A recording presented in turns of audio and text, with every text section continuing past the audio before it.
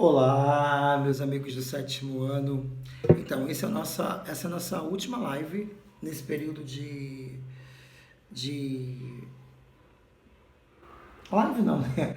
Nosso último vídeo desse período de, de quarentena, antes do recesso.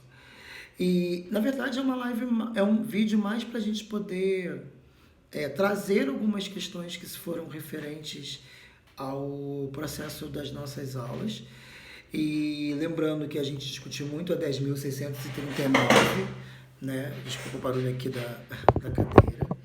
E a 10.639 tem como referência essa discussão da cultura africana, da cultura indígena, especificamente a gente tentar entender que a cultura indígena foi a cultura primordial, a cultura que foi o caminho de preparação de todos os povos que chegaram aqui, né, antes da cultura europeia ou africana chegar aqui, a gente tinha cultura indígena. Então eu acho que nesse período, nesse módulo, o que a gente tem de mais importante nessa discussão é o pensar indígena como forma de construção dessa característica que a gente tem como formação de país, né? E o nosso vídeo não vai ser muito longo, vai ser um vídeo curto, né? Porque a gente já fechou o nosso trabalho. Se nós estivéssemos na escola, nós íamos... Se vocês escutarem algum miado, assim, é porque o meu gato, ele tá no processo de ficar miando o tempo todo. E é assim mesmo, né? Mas a ideia é um pouco a gente trabalhar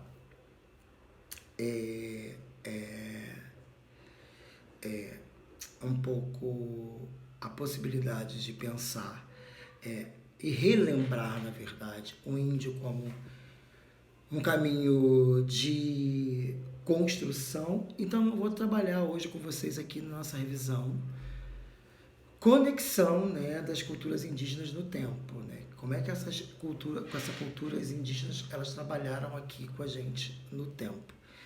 Então vamos começar primeiramente dentro do recorte do Brasil, e aí a gente tem como referência o que está acontecendo no nosso país, o desmatamento da Amazônia, né?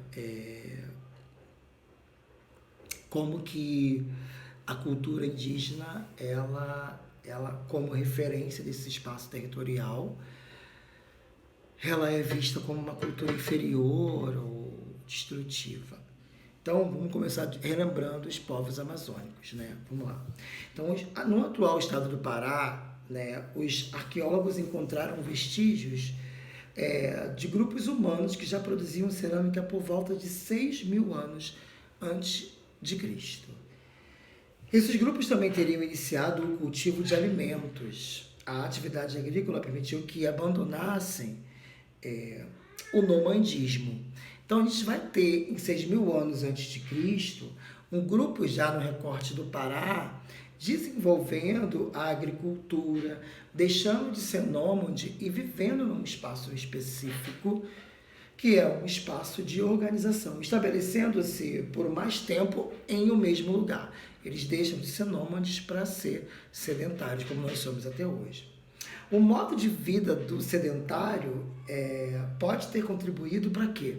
Para a formação mais complexa na Amazônia de alguns grupos indígenas. Então, antes dos portugueses chegarem no Brasil e achar que eles construíram essa ideia de vivência sedentária, isso não foi uma prática criada pelos europeus. Os indígenas já tinham construído isso de uma forma específica aqui no Brasil.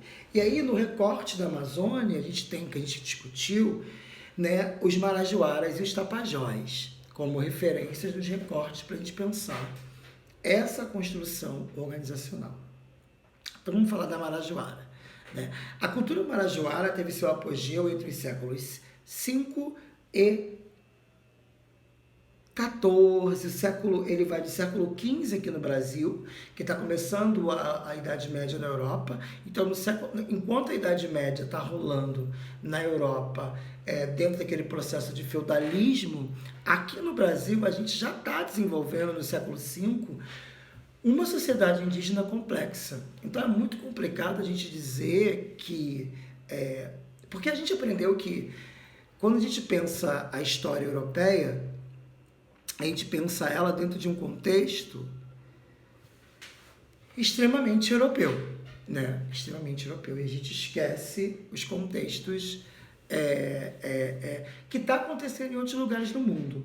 Então, aqui no Brasil, do século V até o século XIV, a Idade Média vai acabar no XV, a gente tem como referência índios que aqui no Brasil já estavam vivendo de forma organizada, sedentários, dentro de uma tribo organizada, uma sociedade complexa.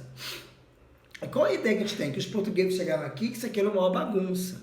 Não, já estava acontecendo aqui, dentro do Brasil, uma estrutura organizacional e complexa dos indígenas. Nós estamos aqui recortando os marajoaras e os tapajós.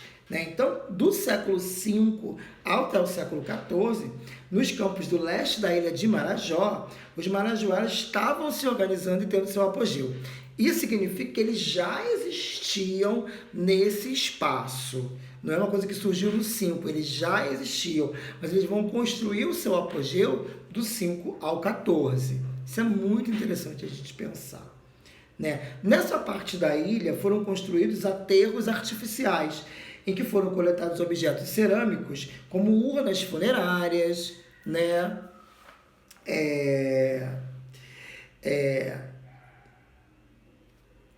Tangas deles, apitos, chocalhos, né? Eu estou aqui lendo um resumo que eu fiz para a gente poder desenvolver melhor o trabalho, por isso que eu estou olhando para cá toda hora, eu estou lendo um resumo aqui da gente. E isso foi encontrado dentro dos sambaquis, né? Que são espaços que ali tinham restos de características da cultura que os arqueólogos vão descobrir, vão pensar, né? A cultura tapajônica também se constitui de povos que habitavam em terras banhadas do rio Tapajós. Em sítios arqueológicos dessa região foram encontrados objetos de cerâmica decorados com ornamentos em relevo e pinturas que representam figuras humanas e animais. Foram encontrados também pequenas esculturas zoomórficas ou muiraquitãs, que eram amuletos de pedra verde que representam animais, geralmente batráquios. Então, assim, a gente vai encontrar já na cultura indígena, naquele período, características de esculturas, mas esculturas que tinham como um olhar zoomórfico. O que é uma escultura zoomórfica? É uma escultura que vai tentar trazer a característica de um animal para aquele espaço, e para aquela cultura e para aquele processo. Então, vamos lá. Os povos, e aí é o olhar do estrangeiro, quando o europeu vai chegar aqui, os povos que viviam em toda a América do Sul, que é a América que a gente está, tiveram sua existência profundamente afetada, né, pela invasão, não pela conquista, pela invasão dos europeus a partir do ano de 1500. Olha bem, a partir do ano de 1500. E pela conquista do continente. Os colonizadores tomaram portos, saquearam povoados e estabeleceram com os habitantes locais uma relação permeada de violência. Então, olha bem, gente, a ideia que a gente tem é que a relação do índio com o europeu foi uma relação muito legal e que os índios aceitaram tudo de uma forma muito tranquila. Não houve uma relação de total violência, de total agressividade, de total possibilidade. E os povos que viviam no território que hoje é o Brasil foram frequentemente descritos pelos colonizadores como bárbaros, canibais e preguiçosos. Isso é uma grande mentira, né?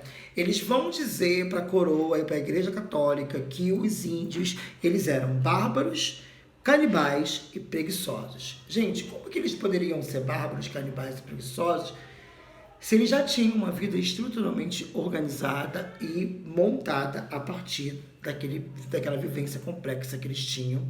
O exemplo são os tapajós e os marajoaras. Essa visão reveladora da postura etnocêntrica dos europeus contribuiu para justificar a conquista das terras americanas e o massacre dos povos que nelas viviam. O que isso quer dizer? Que eles usaram esses três adjetivos, bárbaros, canibais e preguiçosos, para nada mais, nada menos, poder o quê? Destruir e acabar com os povos indígenas, ok?